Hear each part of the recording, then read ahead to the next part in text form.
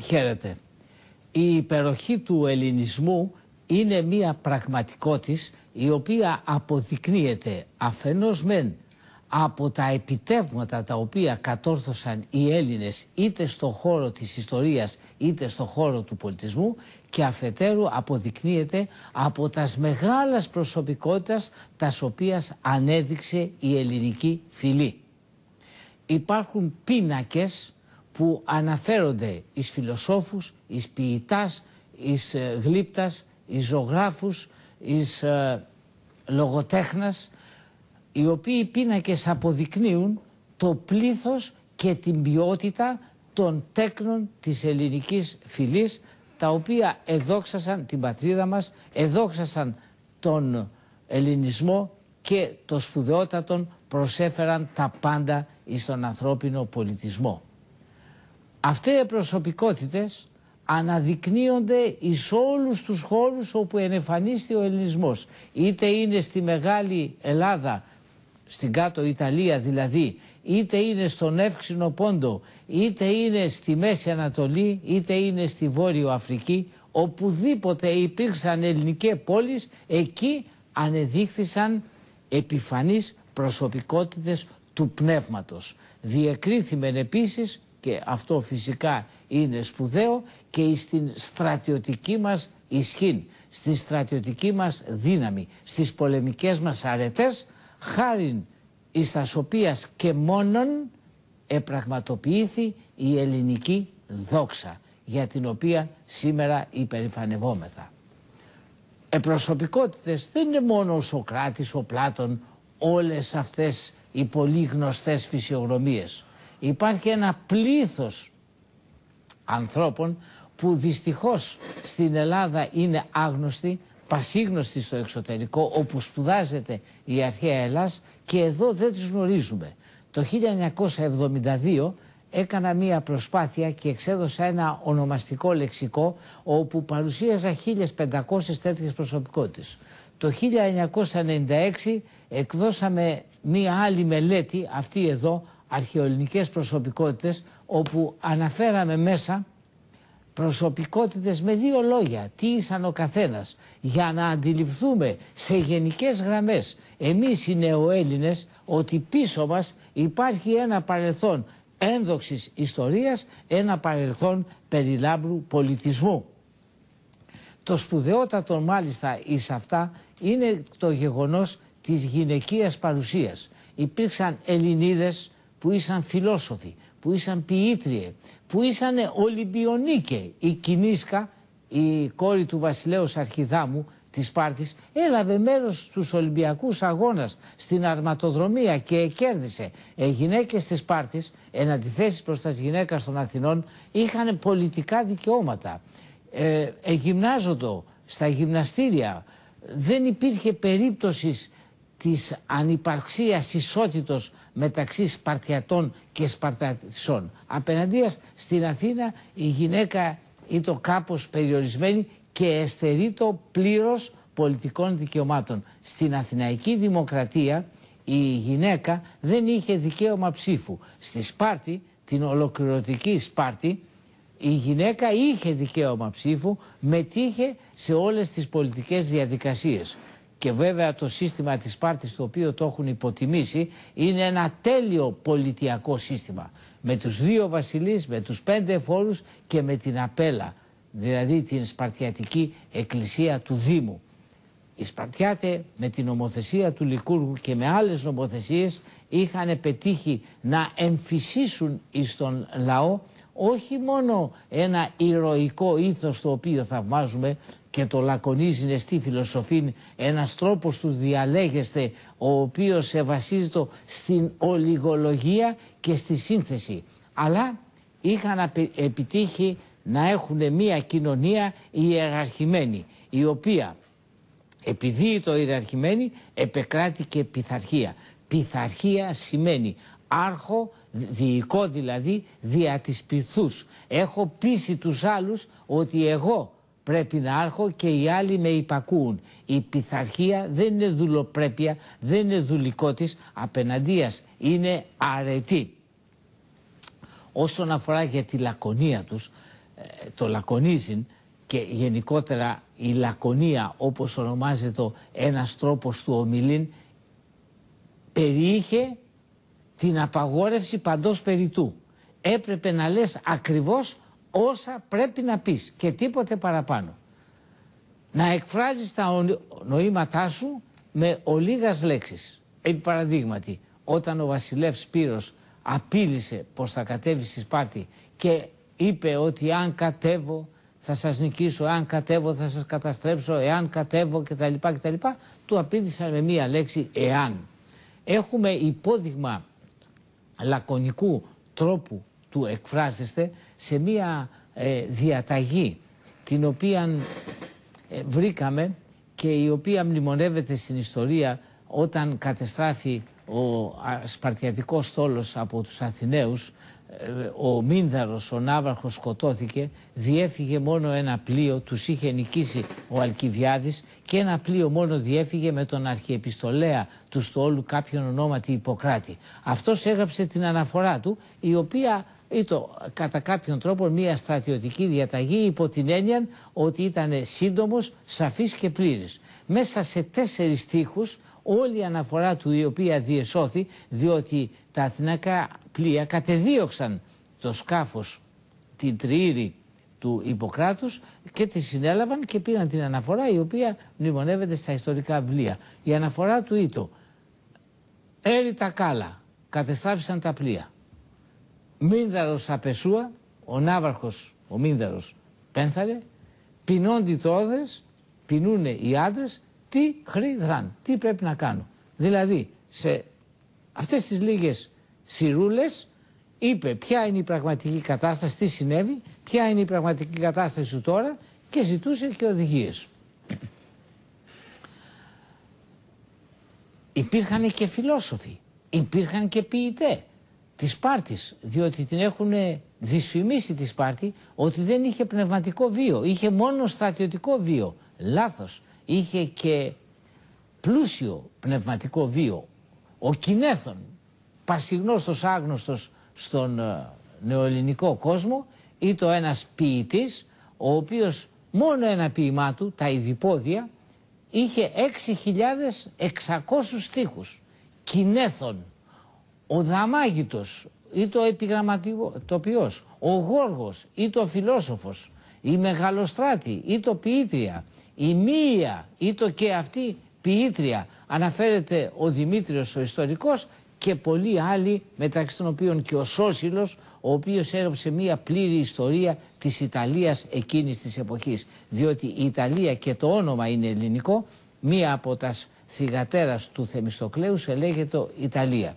Ο Σωκράτης, για τον οποίο σας ανέφερα, είναι μία ανεπανάληπτη προσωπικότητα. Είναι ένας άνθρωπος ο οποίος έζησε σε μία ταραχώδη εποχή, διότι ήκμασε την περίοδο του Πελοποννησιακού πολέμου και ο οποίος καθίσταται επίκαιρος τώρα που έχουμε στην σύγχρονη Ελλάδα το πρόβλημα των φυγοστράτων. Ιδρυτής της ενιοκρατίας, θεμελιωτής των καθολικών ορισμών των κρίσεων και των συλλογισμών. Ο Σωκράτης επίστευε εις την πατρίδα και ο Σάκης του εδόθη ευκαιρία επολέμησε υπέρ αυτής. Γνωρίζουμε από τα ιστορικά βιβλία και από τις αφηγήσεις του Πλάτωνος και του Ξενοφόντος και άλλων, γνωρίζουμε ότι έλαβε μέρος το 432 στην εκστρατεία των Αθηναίων εναντίον της Ποτίδεας, η οποία Ποτίδεα ευρίσκεται εκεί που σήμερα στη Χαλκιδική είναι η λεγόμενη Νέα Ποτίδεα.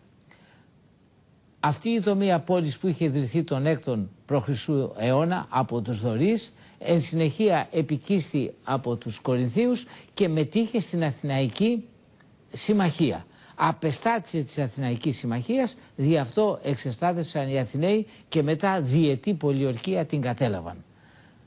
Στην πολιορκία και στα Σμάχας είχε λάβει μέρος ο Σωκράτης. Αναφέρεται μάλιστα ότι σε μια πολύ σφοδρή μάχη ετραυματίστη ο Αλκιβιάδης, ο οποίος ήταν αξιωματικός, και ο Σωκράτης τον υπερίσπισε μαχόμενος και του έσωσε τη ζωή.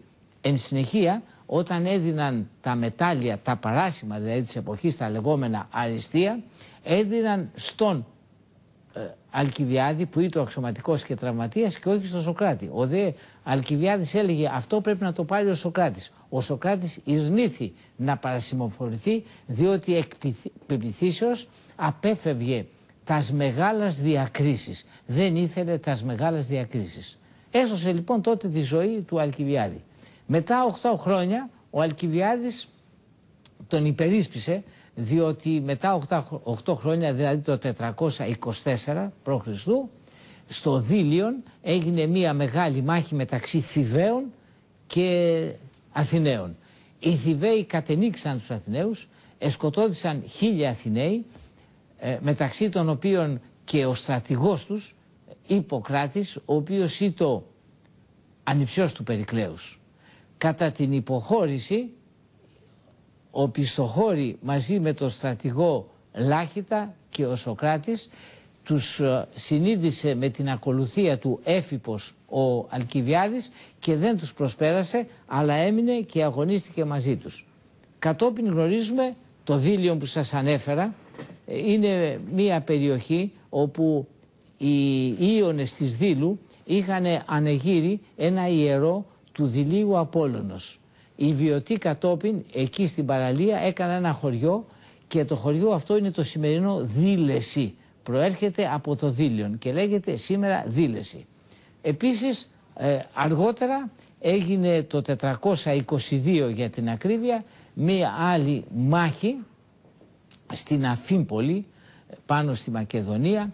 Ήταν η πόλη σε Νέα Οδή που μετονομάστηκε κατόπιν σε Αμφίπολη και εκεί ο Βρασίδας, ο Σπαρτιάτης, με ήλωτες και μισθοφόρους ενίκησε τους Αθηναίους και εφώνευσε μάλιστα και τον Κλέονα, τον αρχηγό τους, αλλά και ο ίδιος ο Βρασίδας εφωνεύσει. 3 φορές που ο Σωκράτης εκλήθη από την πατρίδα να πολεμήσει, δεν προσεκόμισε το χαρτί κάποιου γιατρού ότι είναι τρελός, αλλά παρουσιάστηκε και πολέμησε πιστός στον αρχαίο ελληνικό όρκο που λέει ότι ου κατεσχυνώ όπλα τα ιερά, δεν θα ντροπιάσω τα ιερά όπλα και την πατρίδα βέβαια θα την παραδώσω μεγαλύτερη και ενδοξότερη από ό,τι την παρέλαβα. Υπάρχει δε και η φράση ότι δεν θα εγκαταλείψω τον παραστάτη παρόν στιχό. Αυτόν με τον οποίο με έχουν βάλει εκεί με δίπλα δεν θα τον εγκαταλείψω. Εκλήθη από την πατρίδα και υπηρέτησε ως στρατιώτης. Δεν έβγαινε ο Σωκράτης από την Αθήνα. Δεν του άρεσε να ταξιδεύει. Είχε πάει μια φορά στους Δελφούς και άλλη μια φορά είχε πάει στον Ισθμό. Δεν έβγαινε όχι μόνο από την Αθήνα, ούτε καν από την Αττική. Δεν πήγαινε και έξω από την Αττική, διότι έλεγε ότι δεν θα ωφεληθώ τίποτα βλέποντας τα δέντρα. Αυτός ακολουθούσε τον τρόπο ζωής που είχαν οι φιλόσοφοι. Πήγαινε στους χώρους όπου εγένοντο συναντήσεις, λογομαχίες, διαλέξεις, συνομιλίες, συζητήσεις, αναλύσεις επί πολύ σοβαρών θεμάτων. Αυτοί οι χώροι ήσαν πρώτα απ' όλα η αγορά, εκ του ρήματος αγύρο που θα πει συγκεντρώνω. Άγυρης λέγεται στα αιωλικά και στα ιωνικά αγορή.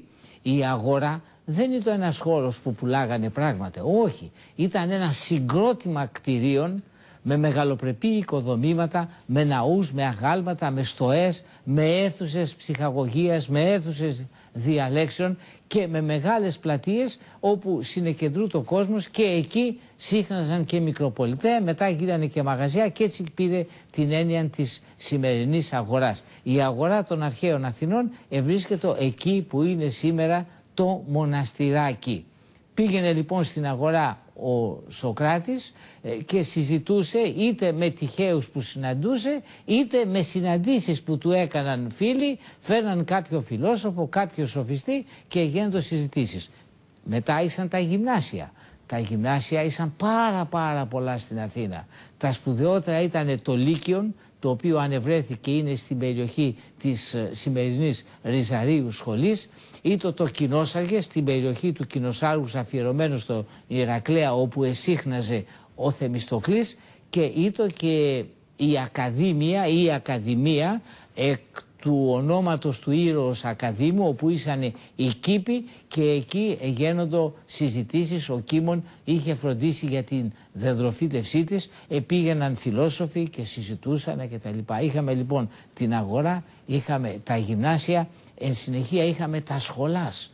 Μόνο στην Ελλάδα και πουθενά αλλού στον κόσμο δεν υπήρξαν σχολές φιλοσοφικές, σχολές ρητορικές, πάσης φύσεως σχολές που αναφέρονται στα επιστήμας. Σχολή είναι μία λέξη που στα ελληνικά σημαίνει ανάπαυσης. Δεν κάνω εργασία χειρονακτική. Σχολή είναι λοιπόν η ανάπαυσης, στην οποία ανάπαυση συζητούσαν θέματα φιλοσοφικά, πολιτικά, καλλιτεχνικά και ανεβάζανε το επίπεδο του πολιτισμού.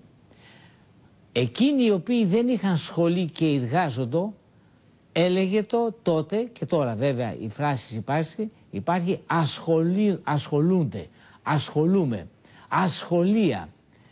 Έτσι, μόνο στα ελληνικά υπάρχει στερητικό, το στερητικό α, για μία ενεργητική πράξη. Ασχολούμαι σημαίνει κάτι κάνω, ενώ στην πραγματικότητα, κατά κρυβολογία, σημαίνει η σχολή ότι δεν κάνω κάτι. Με άρνηση σημαίνει ότι κάνω κάτι. Και αυτό υπάρχει μόνο στα ελληνικά. Ήσαν οι σχολές. Μετά από τις σχολές είχαμε τα συμπόσια. Μεγάλη υπόθεση. Διοργανώνοντα συμπόσια όπου σήμερα, εάν έχει αναπτυχθεί η φιλοσοφία, στηριζομένη βέβαια στην αρχαία ελληνική φιλοσοφία, έχει αναπτυχθεί το περισσότερο στα συζητήσεις που εγένονται στα συμπόσια. Βεβαίως και στα φιλοσοφικά σχολάς, αλλά στα συμπόσια. Ένας πλούσιος Φερρυπίν, ο Πυθόδωρος, εκάλεσε στο σπίτι του, παρέθεσε ένα συμπόσιο όπου ο Σοκράτης και δύο καταπληκτικές φυσιογνωμίες, ο Παρμενίδης και ο Ζήνων, ανέλυσαν και συνεζήτησαν επί του θέματος της υπάρξεως των ιδεών και των σχέσεών τους με τα αισθητά πράγματα. Προσέχτε για ποια ζητήματα απεισχολούνται και συνεζήτουν οι πρόγονοί μας εκείνα τα χρόνια που όταν οι άλλοι δεν ήξεραν ανάγνωση και γραφή.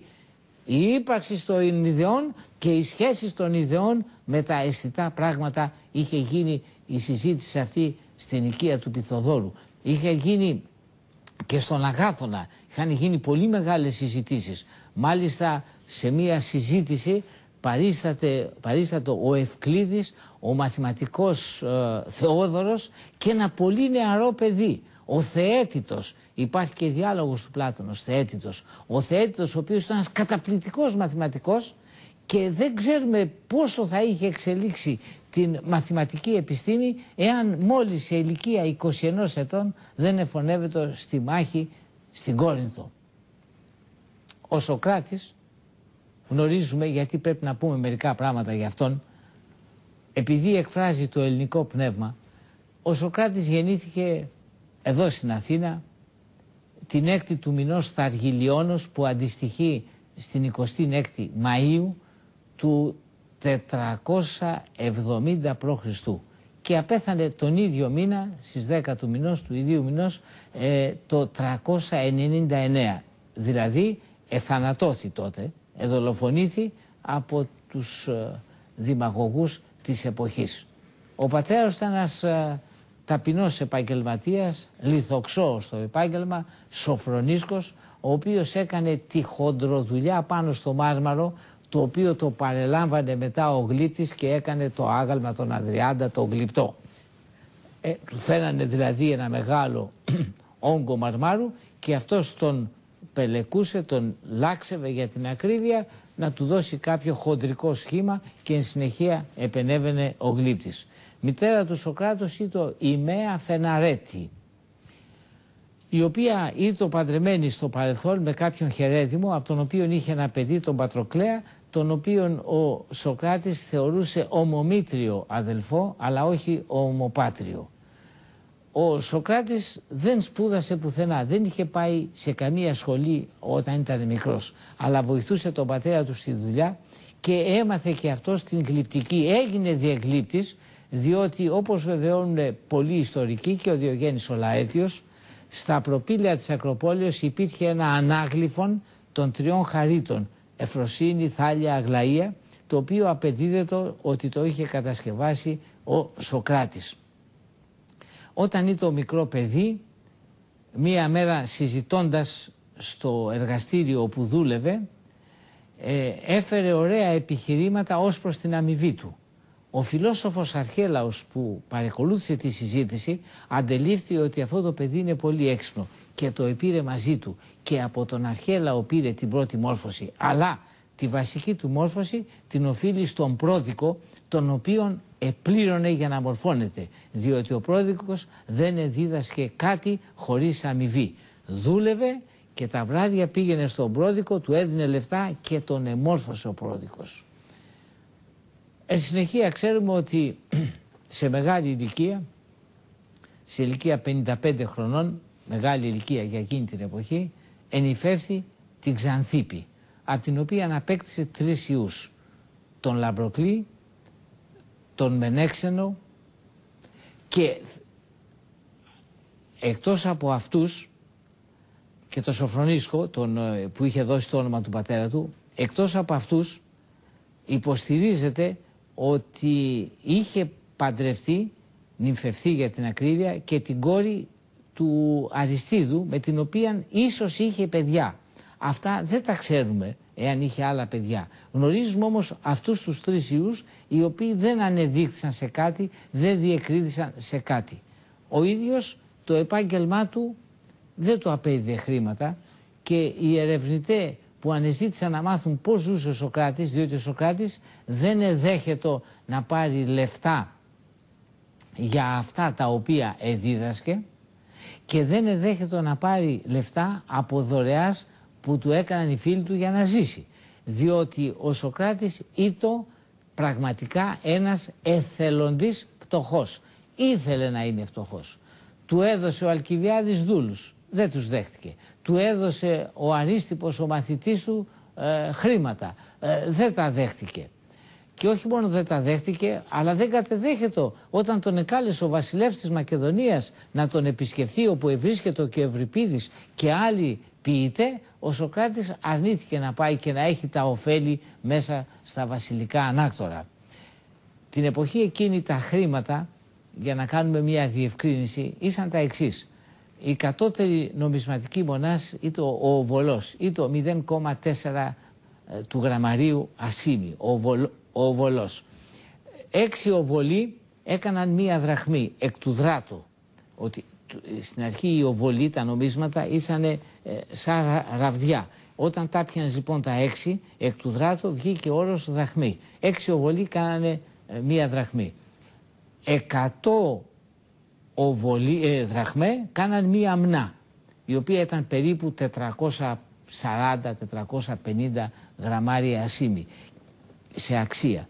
Και 60 αμνέ έκαναν το τάλαντο, που ήταν περίπου 26 κιλά ασήμι με τα σημερινά δεδομένα. Η περιουσία του Σωκράτους, όπως παραδίδεται από τον Κρήτονα, ήταν 70 μνέ, τα οποία είχε ο Κρήτον και τα διαχειρίζονται και του έδινε ένα εισόδημα από το οποίο ζούσε. Είχε και δικό του σπίτι και με αυτά τα εισοδήματα και με το σπίτι του ήταν ευτυχής. Μάλιστα κάποτε είπε στον μαθητή του Κρητόβουλο, ο οποίος ήταν πάμπλουτος, του είπε: σε λυπάμαι γιατί είσαι πολύ φτωχός. Γέλασε ο Κρητόβουλος, του λέει: εγώ είμαι φτωχός? Πώς είμαι φτωχός? Δεν μου λέει, Σωκράτη, ποια είναι η περιουσία σου? Η περιουσία μου, λέει, όλα τα υπάρχοντά μου, αν βρω ένα καλό αγοραστή, θα κάνουν περίπου 500 δραχμές.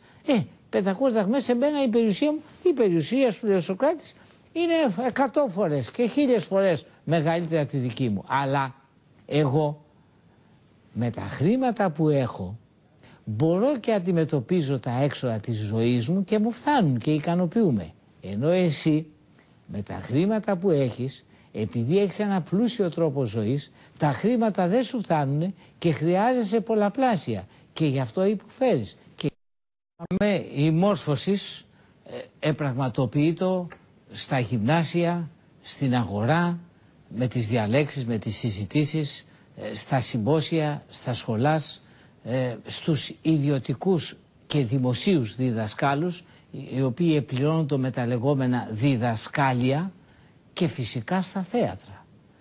Τραγωδίε, τα έργα τα οποία ανεβάζονται, δεν λέγανε παρουσιάζω, ανεβάζω όπως λέμε σήμερα, αλλά διδάσκω, διότι με τα θέατρα ο όχλος μετετρέπεται εις λαών ενσυνείδητον, αντιλαμβάνεται την αξία του.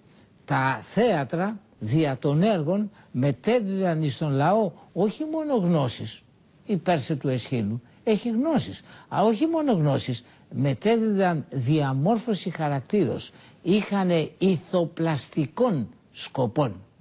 Αυτά που σας ανέφερα σε κανέναν άλλο λαό της αρχαιότητας δεν υπήρχαν. Δεν υπήρχαν. Κανείς λαός δεν είχε θέατρο, δεν είχε συμπόσια. Το συμπόσιο, μην το υποτιμάτε. Οι αρχαίοι Έλληνες οργάνωναν τα συμπόσια όχι για να φάνε και να πιούνε, αλλά για να συζητήσουν.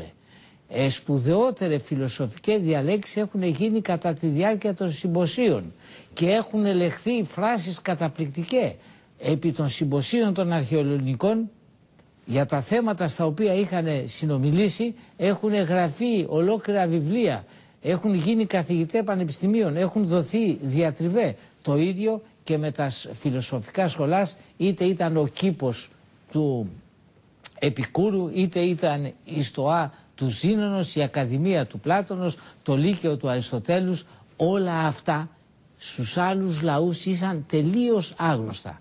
Ιδίως στο συμπόσιο. Πρέπει να ξέρετε ότι οι αρχαίοι Έλληνες κατά τη διάρκεια του συμποσίου δεν έτρωγαν όταν έπιναν, ούτε έπιναν όταν έτρωγαν. Είχαν ξεχωρίσει το ποτό από το φαγητό.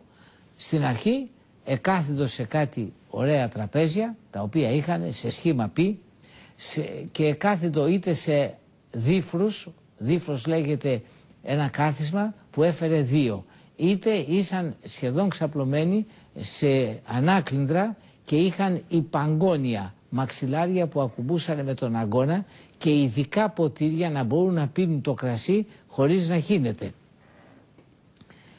Έτρωγαν και αφού έτρωγαν ήρχονται οι δούλοι, καθάριζαν τον χώρο, φορούσαν διάφορα στεφάνια και αυτά έχουν σημασία πολύ μεγάλη, όπως απαιτήθηκε κατόπιν, τα χρυσά στεφάνια με τα άλατα του χρυσού αποσυμπιέζονται, αποσυμφορούνται διάφοροι νευρώνες του εγκεφάλου. Αυτά έχουν αποδειχθεί τελευταία.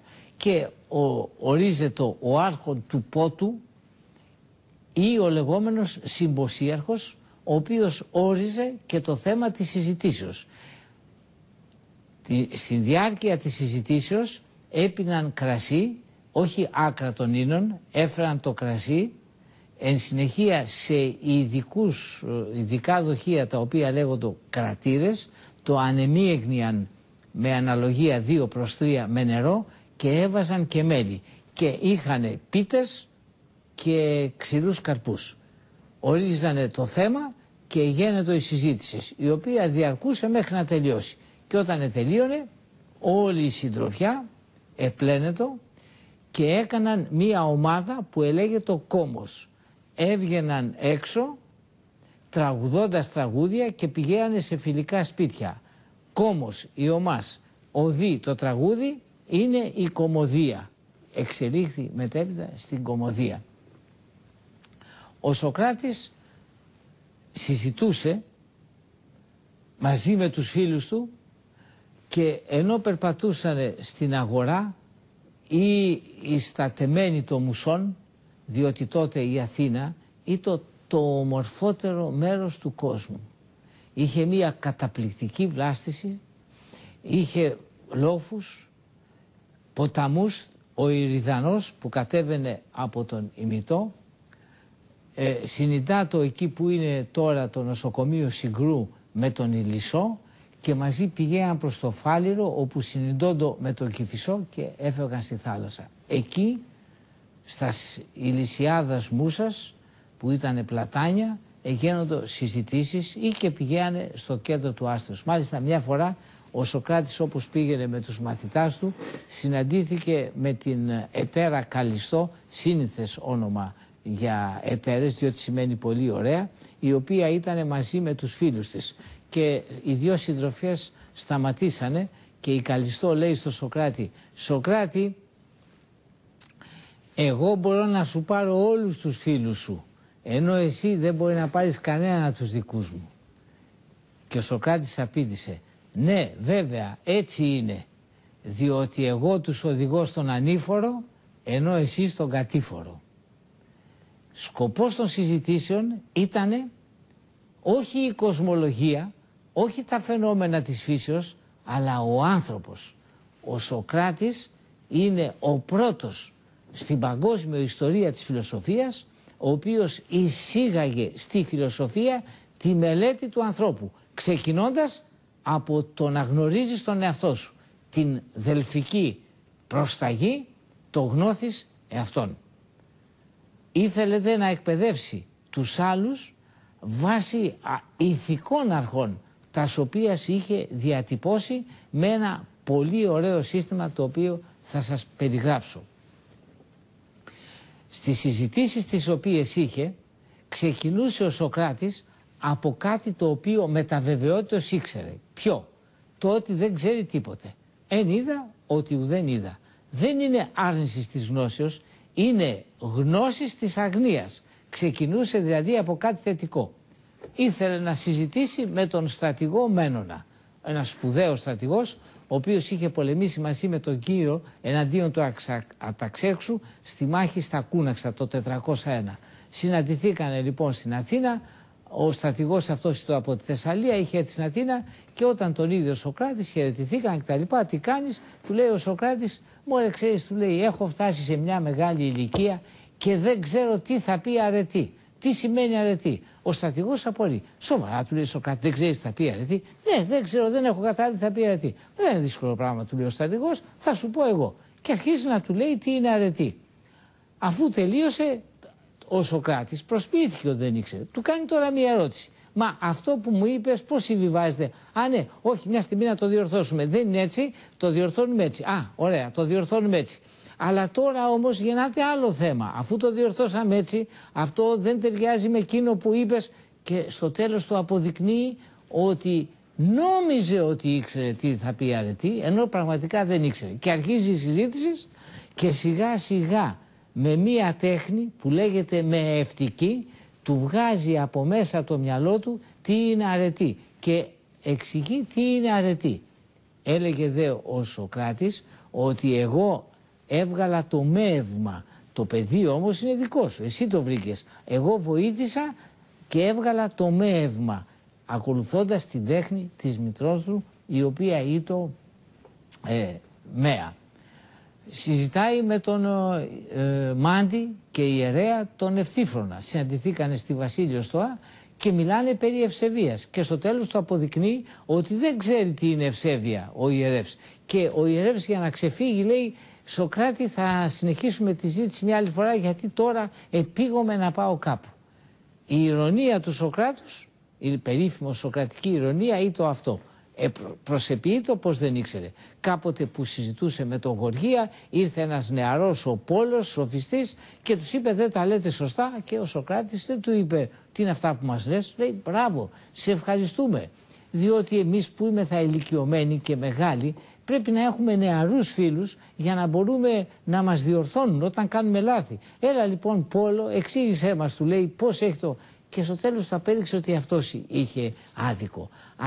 Με αυτή την τακτική ο Σωκράτης, και δεν επληρώνεται ποτέ για τις διαλέξεις τις οποίες έκανε και τις συζητήσεις, οι διάφοροι σοφιστές όπως ο Γοργίας και άλλοι θέλανε λεφτά για να συζητήσουν. Και οι φίλοι του Σωκράτους λέγανε του Σωκράτη: έχει έρθει ο Γοργίας, πάμε να συζητήσουμε και εμείς θα πληρώσουμε για λογαριασμό σου. Αυτό το εδέχετο, διότι δεν τον αφορούσε προσωπικά, ήτο για τον σκοπό. Σκοπός του Σωκράτους ήτο να βελτιώνει τον εαυτό του και να βελτιώνει και τους άλλους. Είχε δε σπουδαίους μαθητάς, ναυάρχους, στρατηγούς, μεγάλους ποιητάς, τον ελεγιακό ποιητή και φιλόσοφο και στρατηγό, τον Κριτία, τον οποίο μετά τον σκότισαν και μάλιστα τον Σωκράτη τον είχαν κατηγορήσει ότι συνέβαλε στην δικτατορία των Τριάκοντα, Και όλες του οι διαλέξεις κατέτειναν στην ηθικοποίηση του ανθρώπου, να κάνει καλύτερο τον άνθρωπο. Αυτό το είχε επισημάνει ο Κικέρον.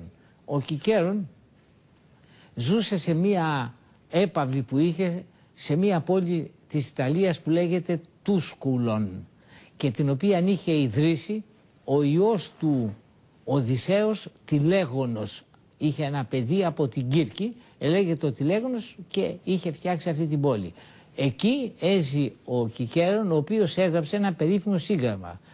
Τους κουλάνε δισπουτατσιόνες ή τους κουλανέ διατριβέ. Και εκεί μέσα αναφέρει τη μεγάλη προσφορά του Σωκράτους στη φιλοσοφία. Ότι πήρε τη φιλοσοφία από τον ουρανό και την κατέβασε στη γη και την έβαλε μέσα στα σπίτια, ώστε οι άνθρωποι να μάθουν να φιλοσοφούν. Και τώρα, σήμερα, στην Αμερική, αντικαθιστούν σταδιακώς την ψυχανάλυση με την φιλοσοφία και δημοσιεύονται φωτογραφίες του Φρόιντ για την ψυχανάλυση και φωτογραφίες του Σωκράτους, εικόνες του Σωκράτους, με την επισήμανση ότι δια της φιλοσοφίας οδηγείσαι εκεί που δεν μπορεί να σε οδηγήσει η ψυχανάλυση. Είναι μια μεγάλη στροφή την οποία έχει πάρει η σχετική επιστήμη στην Αμερική.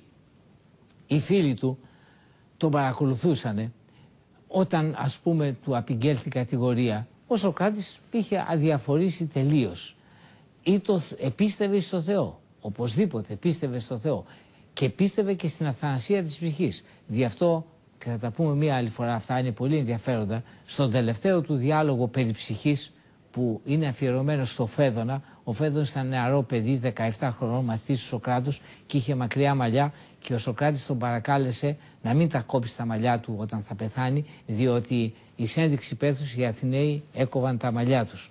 Όχι μόνο οι Αθηναίοι, όλοι οι Έλληνες. Εκεί λοιπόν μιλήσαν για την αθανασία της ψυχής. Και όταν ήρθε η ώρα να πιει το κόνιο και να πεθάνει, τον ερώτησαν πώς θες να σε θάψουμε. Και ο Σωκράτης γέλασε και είπε: το Σωκράτη θα θάψετε. Ο Σωκράτης είναι αυτός που τώρα σας μιλάει και με τον οποίο συζητάτε και σας βλέπει και τον βλέπετε. Σε λίγο θα υπάρχει ένα νεκρό πτώμα. Αυτό δεν είναι ο Σωκράτης. Πού θα με βρείτε εμένα να με θάψετε? Δεν θα με θάψετε ποτέ. Εγώ θα φύγω, θα πάω αλλού. Μπορείτε να πείτε ότι θα θάψετε το πτώμα του Σωκράτους. Γιατί η ψυχή είναι αθάνατος. Η ψυχή δεν πεθαίνει. Μάλιστα μέσα στο δεσμοτήριο είναι συγκλονιστικές οι τελευταίες στιγμές του Σωκράτους, συγκλονιστικές, και περιέχουν και μία δόση ευθυμίας. Ο άνθρωπος η δύνατο σε αυτή την κρίσιμη στιγμή να αστείζεται. Του λέει η γυναίκα του η Ξανθίπη: γιατί δεν δέχεσαι να φύγεις? Δεν βλέπεις ότι σε καταδικάζουν δίκαια? Της απαντά: τι ήθελες να με σε καταδικάζουν άδικα. Τι ήθελες να με καταδικάζανε δίκαια? Της λέει.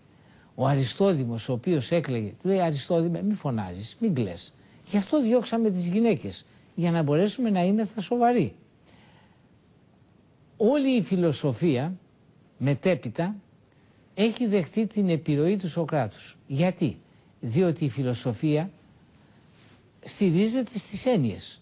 Η φιλοσοφία δεν στηρίζεται σε παραστάσεις. Δεν είναι ντομάτες, πατάτες, δεν είναι πέτρες, δέντρα. Είναι έννοιες.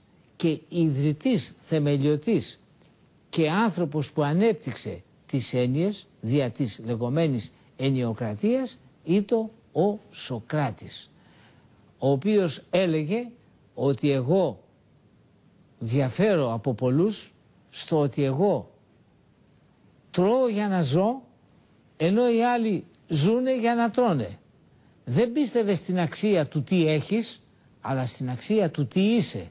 Και σε ένα πλούσιο του είπε ότι θα σε κρίνω αφού δω πώς χρησιμοποιείς τα χρήματά σου.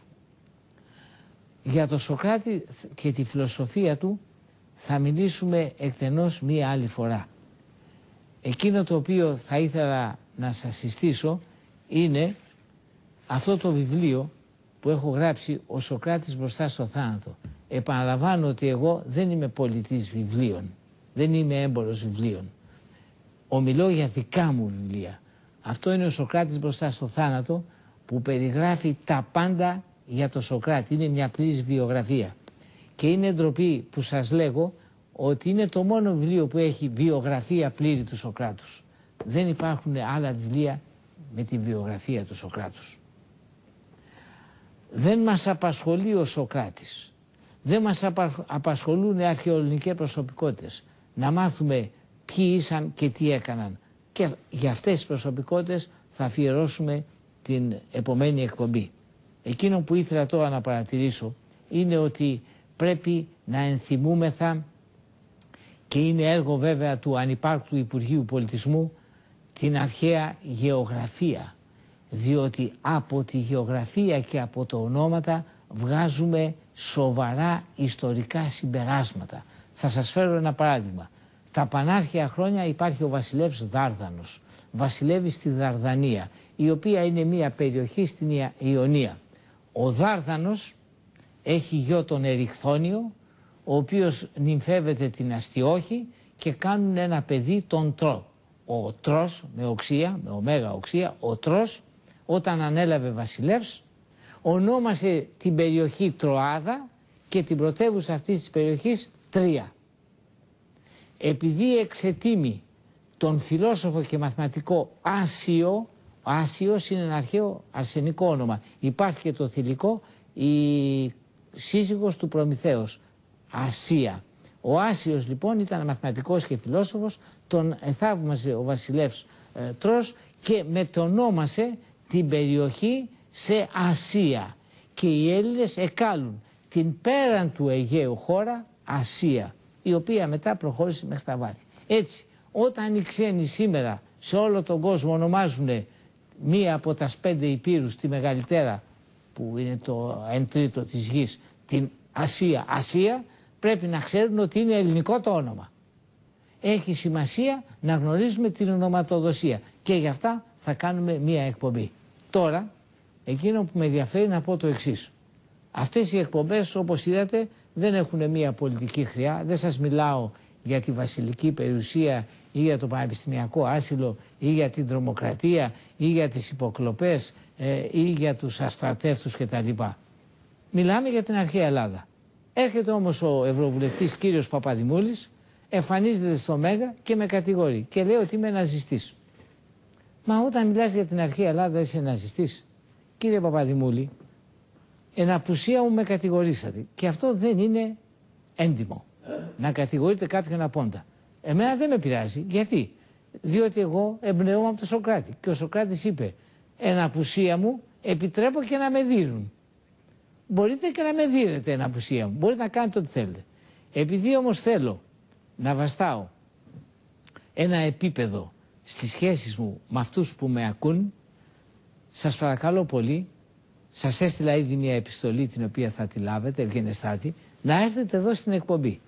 Διότι ο Ευρωβουλευτής κύριος Παπαδημούλης θα σας προστατεύσει από την ναζιστική προπαγάνδα που σας κάνω. Μέχρι τώρα σας μιλάω για τον ναζισμό, έτσι λέει. Να έρθει λοιπόν εδώ να μας πει τι ναζιστικό σας είπα και να συζητήσουμε για την Ελλάδα. Διότι εγώ πιστεύω ότι πολλά θα έχετε να ωφεληθείτε από τον κύριο Παπαδημούλη, που οπωσδήποτε σαν βουλευτής που είναι θα είναι βαθύς γνώστης της αρχαίας ελληνικής ιστορίας, της βυζαντινής ιστορίας, της νεωτέρας ιστορίας, βαθύς γνώστης του ελληνικού πολιτισμού. Θα έρθει λοιπόν, του δίνουμε την ευκαιρία, εμείς πληρώνουμε να μιλάμε για την Ελλάδα, δεν εισπράττουμε κάποια εκατομμύρια το μήνα από την Ελλάδα, πληρώνουμε για την Ελλάδα και του δίνουμε την ευκαιρία να έρθει να μιλήσει για 2 λόγους. Πρώτον, για να μορφωθούμε όλοι μας από αυτά τα σοφά τα οποία θα μας πει σε σχέση με την Ελλάδα και τον ελληνικό πολιτισμό και να είστε βέβαιοι ότι θα μου λύσει πολλές απορίες στις ερωτήσεις που θα τους κάνω. Το πρώτο φυσικά είναι αυτό και το δεύτερο να σας προστατεύσει από την ναζιστική προπαγάνδα την οποία σας κάνω. Λοιπόν, θα δούμε ο κύριος Παπαδημούλης, επειδή πιστεύω ότι έχει εντιμότητα, επειδή πιστεύω ότι έχει θάρρος, θα εμφανιστεί στην επομένη εκπομπή και θα έχουμε μία συζήτηση. Με την ευκαιρία αυτή μας μιλάνε τώρα για ο κύριος Βουλγαράκης μιλάει για την ελληνική ιστορία και δείχνει ευαισθησία για τις τσαγέρες. Κύριε Βουλγαράκη, ακριβώς απέναντι από το Υπουργείο σας είναι το Εθνικό Μουσείο. Στα υπόγειά του 14.000 ανεκτιμήτου αξίας αρχαιοελληνικά εκθέματα, θησαυροί δηλαδή, είναι τοποθετημένοι και καταστρέφονται σε κυβότια από μπύρες και πορτοκαλάδες. Αύριο πηγαίνετε απέναντι από το Υπουργείο σας στο μουσείο και βγάλτε τις πορτοκαλάδες και τις μπύρες, τα κυβότια, βγάλτε τα και βάλτε τα σε προθήκες, τα αρχαία αυτά που καταστρέφονται. Ένα. Και δεύτερον, σας έχω στείλει επανειλημμένως επιστολές και έχω κάνει διαβήματα ότι πρέπει να πάμε να πληροφορηθούμε τα 400.000 αποσπάσματα ελληνικά με 4 εκατομμύρια λέξεις στους παπύρους που έχουν μεταφερθεί από την Αίγυπτο στο Πανεπιστήμιο της Οξφόρδης και πηγαίνουν από τα πανεπιστήμια όλου του κόσμου, παίρνουν αντίγραφα και πληροφορούνται και όλα αυτά είναι ελληνικά. Και όλος ο κόσμος ενδιαφέρεται για την πνευματική κληρονομιά της Ελλάδος πλην, επαναλαμβάνω, του Υπουργείου Πολιτισμού της Ελλάδος. Ποιανού πολιτισμού? Και αν πράγματι θέλατε να συνδέσετε το όνομά σας με ένα ιστορικό γεγονός, θα μπορούσατε να το συνδέσετε όχι με τα Φαμπερζέ και με τις τσαγέρες του Γεωργίου του Πρώτου, αλλά με το να απαλωτριώσετε και να ανοίξετε το δημόσιο σήμα όπου είναι και ο τάφος του Σωκράτους, όπου είναι ο τάφος του Περικλέους και όλων των επιφαλών Ελλήνων. 1500 μέτρα ταφικός δρόμος, δισεκατομμύρια, τρισεκατομμύρια δαπανάτε από εδώ και από εκεί, δισεκατομμύρια, τρισεκατομμύρια σας δίνουν οι αρχαιολογικοί χώροι και τα λεφτά αυτά πρέπει να επιστραφούν στους αρχαιολογικούς χώρους. Γι' αυτό ανοίξτε το δημόσιο σήμα και τότε θα δείτε ότι στην Ελλάδα θα γίνει μια πολιτιστική επανάσταση παγκοσμίου σημασίας. Τι θα αποκαλυφθεί στο δημόσιο σήμα που το ξέρουν όλοι οι αρχαιολόγοι επακριβώς είναι άγνωστο. Το βέβαιο είναι ότι θα αποκαλυφθεί ένας μοναδικός πλούτος. Συνεπώς ας αφήσουμε τις δημαγωγίες. Και τελειώνοντας θέλω να πω κάτι στους φοιτητάς. Αγαπητοί μου φοιτητέ, όταν οι συνομήλικοί μου ήμεθα φοιτητέ, πληρώναμε τα βιβλία, τα πληρώναμε. Πληρώναμε τα εξέταστρα. Όταν δηλαδή μας εξέτασαν οι καθηγητές, πληρώναμε τους καθηγητάς. Πληρώναμε εγγραφές. Σε κάθε έδος που εγγραφόμεθα πληρώναμε. Δεν είχαμε μεταφορά μαθημάτων. Δεν πηγαίναμε στο 4ο έτος και χρωστάγαμε μαθήματα του δευτέρου και του πρώτου. Δεν είχαμε κατοχύρωση μαθημάτων. Όταν έχανες το χρόνο σου, ξανά δίνες και τα μαθήματα που είχες περάσει. Και αν 3 χρονιές χάναμε, τότε μας διώχναν από το σχολείο και βγήκαμε επιστήμονες. Εσείς δεν έχετε τίποτε από αυτές τις υποχρεώσεις. Όλο δικαιώματα έχετε. Έχετε δικαιώματα μέχρι και φαγητό, μέχρι και εισιτήρια, μέχρι και φοιτητικές λέσχες κτλ. Αφού έχετε τόσα δικαιώματα, τι υποχρεώσεις έχετε? Καμία υποχρέωση δεν έχετε. Και αυτό είναι απαράδεκτο. Σε μια κοινωνία όποιος έχει δικαιώματα έχει και υποχρεώσεις.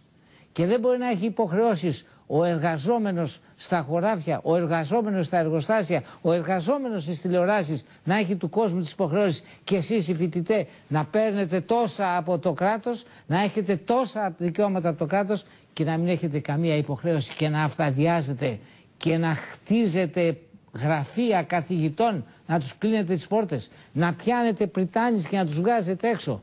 Αλλά τι να σας κάνω, δεν φταίτε εσείς, βρίσκετε και τα κάνετε. Διότι όποια ποιότητα είσαστε εσείς, τέτοια ποιότητα είναι και οι καθηγητές σας, οι οποίοι δεν είχαν ούτε τον αντισμό να παραιτηθούν. Πού είναι η εποχή δική μας που είχαμε καθηγητάς, Δένδιας, Θεοδωρακόπουλος, Παπαχατζής, Τενεκίδης, Γεωργάκης, Στασινόπουλος? Ποιοι είναι σήμερα οι καθηγητές σας? Είναι αυτοί που δέχονται να τους αρπάζετε, να τους πετάτε έξω και να τους χτίζετε τα γραφεία. Και για το πανεπιστημιακό άσυλο να ξέρετε ότι εδώ και 300 χρόνια στην Ιταλία και στη Γερμανία καθιερώθηκε. Και τι σημαίνει πανεπιστημιακό άσυλο? Όχι ο χώρος για να πηγαίνουν οι πρεζάκηδες. Πανεπιστημιακό άσυλο σημαίνει, και δεν αφορά εσάς τους φοιτητάς, αφορά μόνο τον πανεπιστήμονα, τον καθηγητή, και σημαίνει πανεπιστημιακό άσυλο ότι ο καθηγητής από την έδρα που διδάσκει για ό,τι πει δεν έχει ποινική ευθύνη. Μπορεί να μιλήσει εναντίον του κράτους, μπορεί να μιλήσει εναντίον της θρησκείας, να πει ό,τι θέλει. Έχει άσυλο, δεν συλλαμβάνεται. Προστατεύεται ο καθηγητής στη διδασκαλία του. Αυτό είναι το πανεπιστημιακό άσυλο. Αλλά οι αμόρφωτοι εδώ πέρα το έχουν κάνει πανεπιστημιακό άσυλο σε χώρο. Ενώ δεν είναι σε χώρο, είναι σε είδος, είναι σε ποιότητα.